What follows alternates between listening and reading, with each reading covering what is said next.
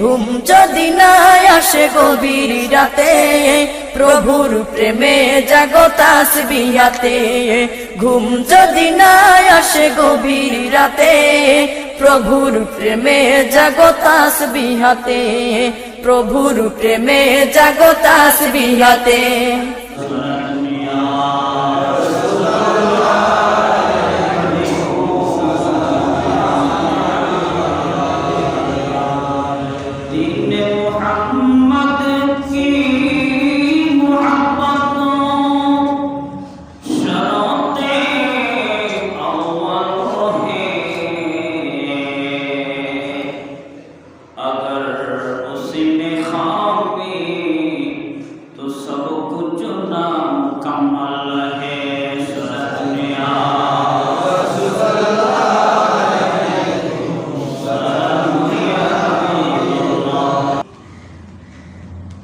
যার নাম আতিক, যার একটি উপাধি হচ্ছে আতিক, আরেকটি উপাধি হচ্ছে সিদ্দিক। কয়টি বললাম? একটি আতিক, আরেকটি সিদ্দিক। আফজলুন নাস বাদাল আম্বিয়া, এ পেলাম তিনটা। আরেকদিকে যাকে বলা হয় আমিরুল হজ, আমিরুল হজ। আবার ওই ব্যক্তিকে বলা হয় খলিফাতুর রাসূলুল্লাহ, খলিফাতুর। দেখুন, ব্যক্তি একজন, ব্যক্তি একজন, কিন্তু আল্লাহ তার মকাম, তার শারাফা এত বেশি বাড়িয়ে দিয়েছে যে আমার নবীর জাহির জিন্দিগি যেখানে থাকতেন সেখানে সিদ্দিক আকবর হাজির হয়ে দিতেন। এ মহান একজন ব্যক্তি, যদি আমরা বাস্তবে ওনার আদর্শ অনুসরণ করি, উনি কিভাবে জিন্দিগি বসর করেছেন, কিভাবে আল্লাহকে ভালোবেসেছেন, কিভাবে মানুষকে ভালোবেসেছেন, কিভাবে নেতৃত্ব গ্রহণ করেছেন, কিভাবে দ্বীনের প্রচার করেছেন, এগুলো যদি কোনো বান্দা ফলো করে, অনুসরণ করে, ওই বান্দার দুনিয়াও কামিয়াব, আখিরাতেও কি কামিয়াব। ওনাকে আতিক বলা হয়। কেন কেন আতিক বলা হয়? আয়েশা সিদ্দিকা রাদিয়াল্লাহু আনহা ওনার জবানে উত্তর দিচ্ছেন যে একদিন আল্লাহর রাসূল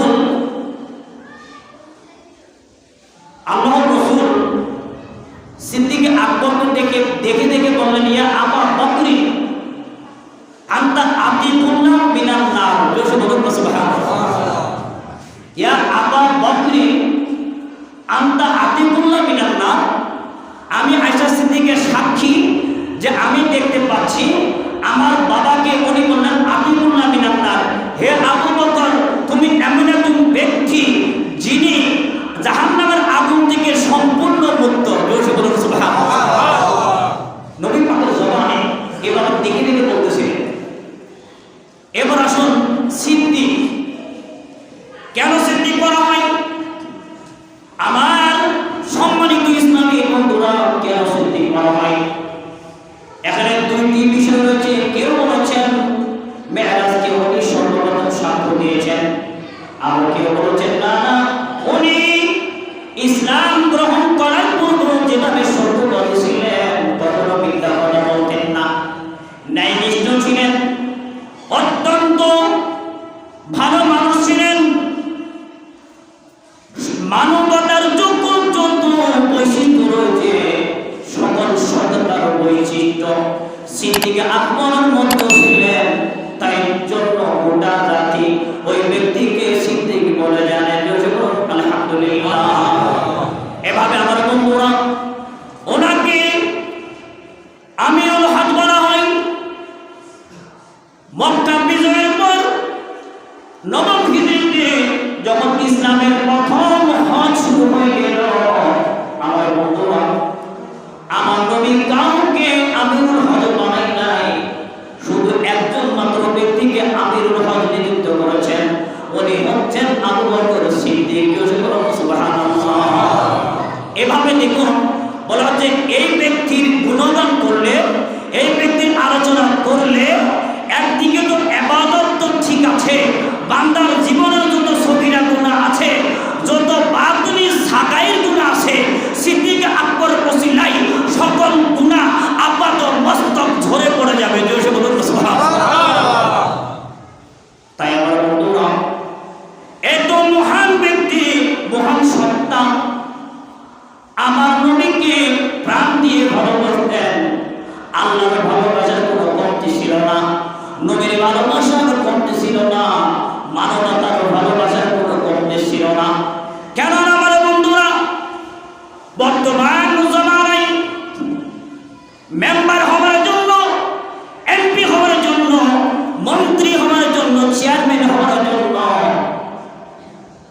কত চেষ্টা চলে, ছলচাতুরি চলে, দুষ্টামি চলে, মারামারি কাটাকাটি হানাহানি চলে।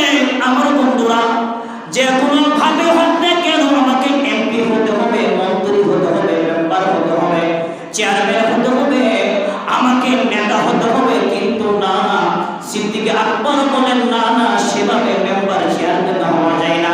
অত পৃথিবীর উম্মতেরা, তুমি যদি আল্লাহওয়ালা হয়ে যাও, নবীওয়ালা হয়ে যাও, ইবাদত গুজার হয়ে যাও, গোটা জমিন তোমার গোলাম হয়ে যাবে। জোরে বলুন সুবহানাল্লাহ। সিদ্দিক আকবর বলেন দৌড়াতে হবে না, আমি গোটা বিশ্বের খলিফাতুল মুসলিমিন হলাম,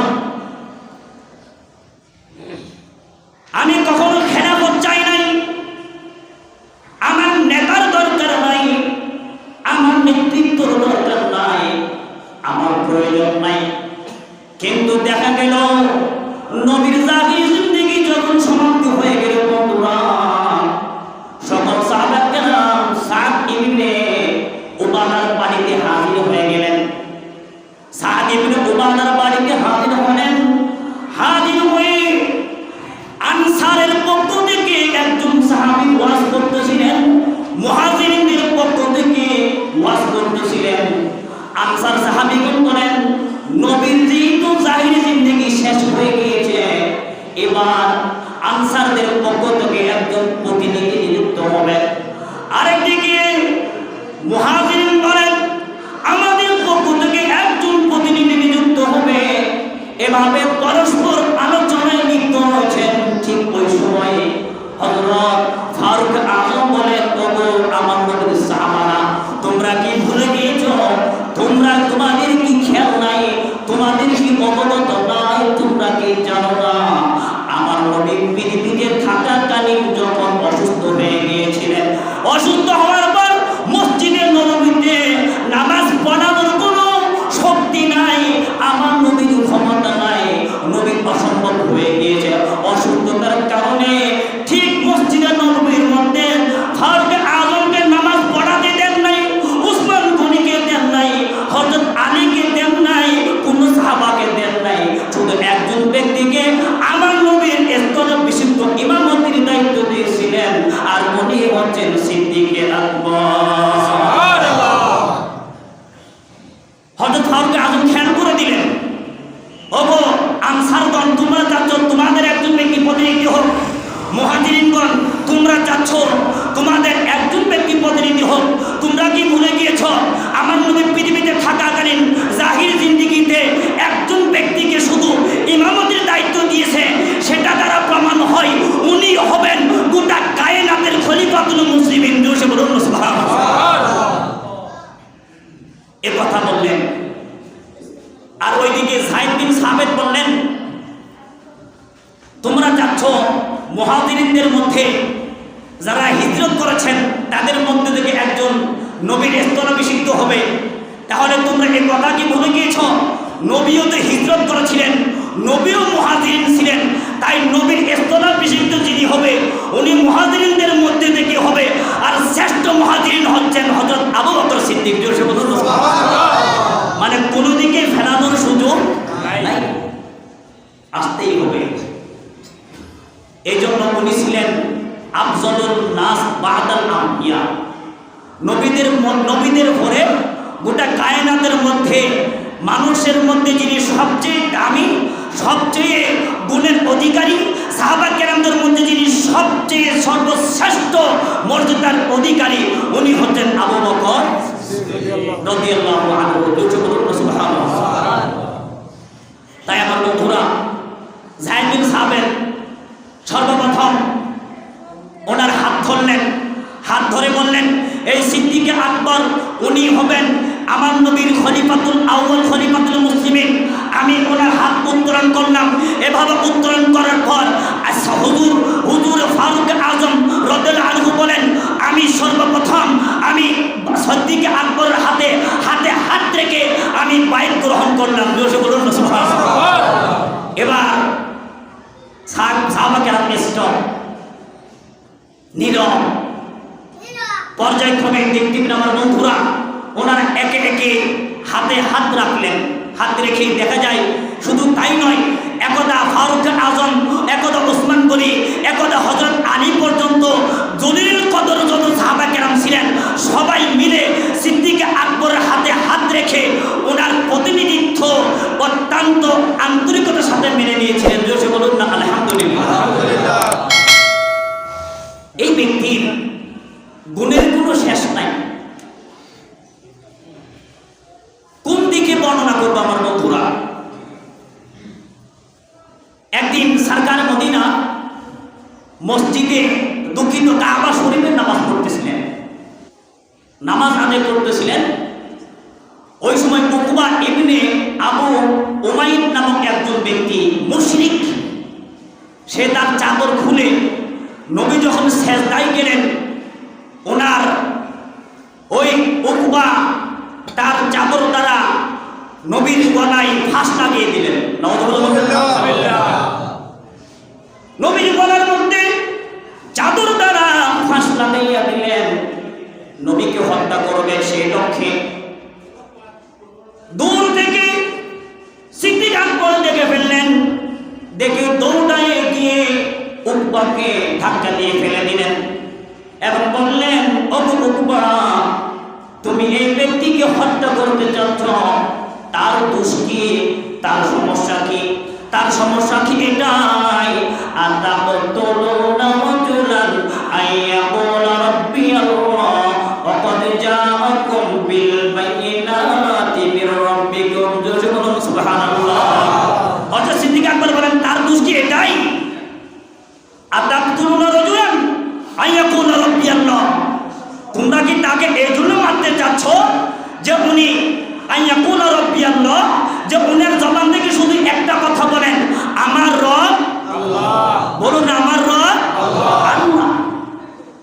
এটাই তোমার অপরাধ।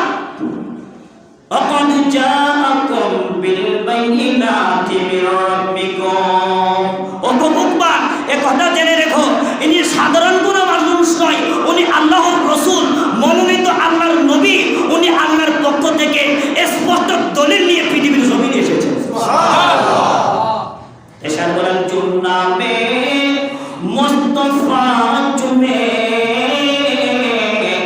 নেহি দুখতি কবি আঁখে পহনে লে প্যার जो उनका बदन मैला नहीं होते, मोहम्मद के गुलामों का कफन मैला नहीं होते।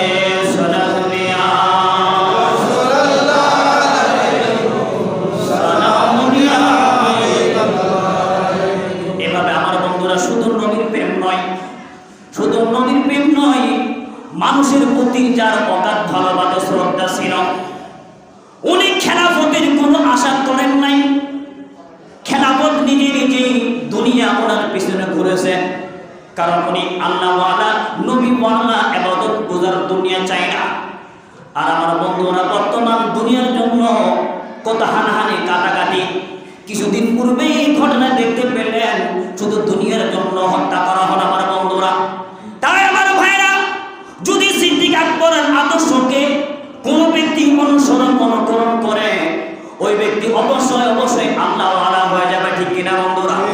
তাই আমার বন্ধুরা, কেন আমরা সাহাবা কেরাম আলোচনা করি, কেন আউলিয়া কেরামের আলোচনা করি? যাতে করে যারা গুনাহগারের মধ্যে রয়েছে, পাপাচারের মধ্যে রয়েছে, একটা জমানায় দেখা যাবে পাপ কাজ বাদ দিয়ে ওই আল্লাহ সাহাবা কেরামের দিকে ঝুঁকে গিয়েছে। এটাই তো সার্থকতা আমার বন্ধু। ফারুক আজম বললেন, আমি প্রত্যেক দিন একটা বৃদ্ধা মহিলার বাসায় যেতাম, গিয়ে তার ঘরের যত কাজকর্ম আছে, উনি বৃদ্ধা মহিলা, অনাথ মহিলা, সকল কাজ করে দিতাম। কিন্তু আমি হঠাৎ করে একদিন বাড়িতে যখন গেলাম, বৃদ্ধার বাড়িতে গেলাম, যাওয়ার পর আমি বৃদ্ধা মহিলার ঘরে ঢুকলাম, আর বৃদ্ধা মহিলা বললেন, আজ কোনো কাজ নাই, সকল কাজ শেষ হয়ে গিয়েছে। ফারুক আজম বললেন, প্রত্যেকদিন আমি কাজ করে দিই, আজকে এই কাজ কিভাবে শেষ করব? বৃদ্ধা মহিলা তার জবান দিয়ে বললেন, আজ সকালে একজন নেককার বান্দা, আল্লাহর বান্দা এসেছিল, ওই বান্দা এসে ঘরের সকল কাজ ছেড়ে দিয়ে চলে গিয়েছে। ফারুক আজম চিন্তায় পড়ে গেলেন, এটা কোন মহান আল্লাহর বান্দা? উনি খুঁজতেছিলেন, খুঁজতে খুঁজতে অবশেষে জানতে পারলেন উনি হচ্ছেন সিদ্দিকে আকবর। উনি তখনও খলিফাতুল মুসলিমিন, খলিফাতুল। দেখুন আমার বন্ধুরা, ফারুক আজম বললেন, কে রে? গোটা কায়নাতের খলিফাতুল মুসলিমিন, মুসলিমিন হওয়া সত্ত্বেও পৃথিবীর জমিনে নবীর আদর্শকে বাস্তবায়ন করার জন্য খলিফার খেলাফতের দায়িত্বের পাশাপাশি মানুষের বাড়িতে বাড়িতে গিয়ে এভাবে উনি দ্বীনের কাজের পাশাপাশি মানবীয়তার কাজ করে যেতেন। জোরে বলুন সুবহানাল্লাহ। কি শিক্ষা দেন! আর এখন যদি মেম্বার হতে পারে, হবা দেখবেন যে পিছনে 5-6 জন আসে, একে কাট দিতে হয় নিরাপত্তার জন্য। কিসের জন্য? যেহেতু এর ভিতরে সমস্যা আছে, নিরাপত্তা দিতে হয়। আর সাহাবা কেরাম শিক্ষা দিচ্ছে, তুমি যদি বাস্তবে মানবতার কাজ করো, তাহলে নিরাপত্তা কে দিবে? আল্লাহ। আলহামদুলিল্লাহ বলবেন না? নিরাপত্তা দিবে কে? আল্লাহ। আর এভাবে মানুষের বাড়িতে গিয়ে কাজ করবে, নিজের ঘরের কাজ কখন করছে মনে হয় নিজেও জানে না, মানুষের তো দূরের কথা। তাই এজন্য যুগে যুগে সাহাবা কেরামের আদর্শ দরকার। আপনার আখলাক পরিবর্তন হয়ে যাবে, আপনার লাইফ পরিবর্তন হয়ে যাবে, আপনার জীবন চরিত্র পরিবর্তন হয়ে যাবে। আপনি বেনামাজি থাকলে আপনি নামাজ হয়ে যাবেন। বলুন সুবহানাল্লাহ। কেমন ছিলেন? শুধু তাই নয় আমার বন্ধুরা, ইসলাম গ্রহণ করার পর মুসলমানদের মধ্যে সবচেয়ে ধনী ছিলেন, সবচেয়ে পয়সাওয়ালা ছিলেন, টাকাওয়ালা ছিলেন, ব্যবসায়ীওয়ালা ছিলেন সিদ্দিক আকবর। 40,000 দিরহাম কিংবা 50,000 দিরহাম আমার নবীর হাতে দিয়ে দিলেন, ওগো রহমাতুল লিল আলামিন, আমি এই টাকাগুলোকে দ্বীনের জন্য, আমি আল্লাহর জন্য ওয়াকফ করে দিলাম। বলুন আলহামদুলিল্লাহ। ওই সময় হযরত বেলাল রাদিয়াল্লাহু আনহু, হযরত হিন্দিয়া রাদিয়াল্লাহু আনহা, হযরত জারিয়া রাদিয়াল্লাহু আনহা, বিনতে জারিয়া রাদিয়াল্লাহু আনহা, এই ধরনের অসংখ্য মুসলমানেরা কি তো দাস দাসী ছিল। ওনার মনিবেরা ইসলাম কেন গ্রহণ করেছে সেজন্য বিভিন্ন নির্যাতন চালাতেছিল। ওই তাদেরকে দেখে আমার সিদ্দিক আকবরের দয়া মায়া মোহাব্বত লাগলো। উনি থাকতে পারে না, ওনার অমূল্য অসংখ্য টাকা পয়সা দিয়ে ওই ধরনের ব্যক্তিদেরকে আজাদ করে দিয়ে বলেন, তোমাদেরকে মুক্ত করে দিলাম, এবার তোমরা স্বাধীন, তোমরা আল্লাহর ইবাদতের মধ্যে লেগে যাও। আজাদ করে দিলেন। এই জন্য যারা ঋণগ্রস্ত, আমার আল্লাহ বলেন তাদেরকে যাকাতের টাকা দিয়ে ঋণ থেকে মুক্ত করে দেওয়া। ঋণ থেকে কি করে দেওয়া? কিসের টাকা? যাকাতের টাকা। যেহেতু যাকাতের টাকা আপনাকে দিতেই হবে।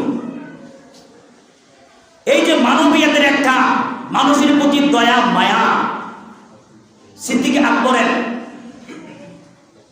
আর এদিকে আমার বন্ধুরা আল্লাহর ভালোবাসা, মহান আল্লাহর ভালোবাসা, পৃথিবীর জমিনে আল্লাহর ভয়। উনি বেশি হাদিস বর্ণনা করেন নাই, বড় বড় হাদিসের কিতাব লেখেন নাই আমার বন্ধুরা। যিনি সদা সর্বদা আমার নবীর সাহাবা ছিলেন, গারে সুরের সঙ্গে ছিলেন, আমার নবীর বর্তমানে রজবাতের মধ্যে আমার নবীর সঙ্গী হয়ে শুয়ে আছেন আমার বন্ধুরা। এত কিছুর পরেও উনি হাদিস বর্ণনা করেন নাই। ওনাকে বলা হলো আপনি এত হাদিস কেন বর্ণনা করলেন না? উনি বলেন যদি একটা কথা মিথ্যা হয় নবীর ব্যাপারে, কালকে আমাদের ময়দানে মহান আল্লাহ তাআলার কাছে আমি কিভাবে দাঁড়াবো? আলহামদুলিল্লাহ বলবেন না? আর এখন কি বল বের হয়ে গেছে আহলে হাদিস, আহলে এখানে আছে মনে হয় নাম কি আহলে হাদিস।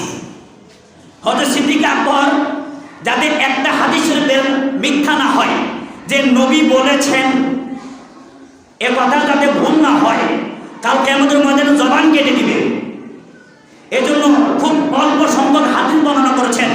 ওই কিতাবের নাম মুসনাদে আবি বকর, মুসনাদে আবি বকর। এই মুসনাদে আবি বকরের মধ্যে কিছু আমরা পড়েছিলাম 500 হাদিস। কয়শো হাদিস? 500 হাদিস মাত্র, অনলি এই 500 হাদিসের উপরে হাদিস বর্ণনা করেন নাই। যদি ভুল হয়ে যায় তাহলে আল্লাহ রাসূল বলেছেন ওয়া হাদিসু আন বানি ইসরাঈল, তোমরা প্রয়োজনে মুসা বনি ইসরাঈলের ঘটনা বর্ণনা করো। আমান কাযাবা আলাইয়া ফালইয়াতাবাওয়া মাকআদাহু মিনান নিরান, তোমরা প্রয়োজনে বানি ইসরাঈলদের ঘটনা বর্ণনা করো, ফালা হারাজা, কোনো সমস্যা নাই, কিন্তু সাবধান, আমি নবীর ব্যাপারে যে ব্যক্তি একটা মিথ্যা কথা বলবে ওই ব্যক্তি নিজেই নিজের জন্য জাহান্নামের মধ্যে একটি ঘর নির্মাণ করলো। জোরে বলুন না নাউজুবিল্লাহ। আর এখন তো আমরা এমন একটা পর্যায়ে এসেছি যে লেখাপড়া করেই নাই, মাদ্রাসার কখনো কাছেও যায় নাই, বাংলাও তেমন লেখাপড়া করে নাই, কিছু হলে বলে যে হাদিসে নাই, হাদিসে কোরআন শরীফে নাই। আর আহলে হাদিস তো এক নম্বরের মধ্যে আসে, ওরা নাম দিয়েছে আহলে হাদিস। কি বড় নাম! আরে আহলে হাদিস যদি বলতে হয় সেটা সিদ্দিক আকবরকে বলতে হবে, ফারুক আজমকে বলতে হবে, উসমান গনিকে বলতে হবে, হযরত আলীকে বলতে হবে, আয়েশা সিদ্দিকাকে বলা হবে। উনি একদিকে হাদিসের রাবি ছিলেন, আরেকদিকে উনি ফিকহের রাবি ছিলেন। জোরে বলুন সুবহানাল্লাহ। আয়েশা সিদ্দিকা রাদিয়াল্লাহু আনহা, উনিও কখনো বলে নাই আহলে হাদিস, মানে আমি হাদিস জাননেওয়ালা। ওনার যে নামটা যে ব্যবহার করে সে নামটাও তো মিথ্যা। যদি সিদ্দিক আকবরের আদর্শ জানতো যে উনি কিভাবে, শুধু তাই নয় আমার বন্ধুরা, উনি ব্যবসা বাণিজ্য করতেন, করে ওনার দিন যাপন করতেন। যখন খলিফাতুল মুসলিমিন হয়ে গেলেন, এবার ব্যবসা করার আর কি নাই, সুযোগ নাই। এখন টাকা কোথেকে আসবে, কোথেকে সংসার চলবে? হযরত ফারুক আজম এবং আবু উবাইদা রাদিয়াল্লাহু আনহুমা, এই দুইজন সাহাবী ওনাকে ভালো করে শক্ত করে ধরলেন, পিটাপিটি করতে লাগলেন, জোর প্রয়োগ করলেন, আপনাকে বাইতুল মাল থেকে টাকা নিতে হবে। কোথেকে? বাইতুল মাল, রাষ্ট্রীয় কোষাগার। উনি বললেন না, আমি সেখান থেকে টাকা নিব না। পরিশেষে মজলিসে শুরার ভিতরে সিদ্ধান্ত হলো যে সিদ্দিক আকবরকে প্রতি বছর 2500 দিরহাম, কয় হাজার দিরহাম? বছরে কয় হাজার? 2500 দিরহাম ওনাকে আমরা দিব। উনি ওনাদের জোরাজুরি পিড়াপিড়িতে রাজি হয়ে গেলেন। আমার বন্ধুরা, ইন্তেকালের আগে উনি ওসিয়ত করে গেলেন, আমার স্থাবর অস্থাবর যত সম্পদ আছে সকল সম্পদ বিক্রি করে আমি খলিফা থাকাকালীন যে টাকাগুলো নিয়েছিলাম সেই টাকাগুলো যেন দিয়ে দেওয়া হয়। সুবহানাল্লাহ। আর এখন পুলিশকে যদি একটা জিজ্ঞাসা করেন কে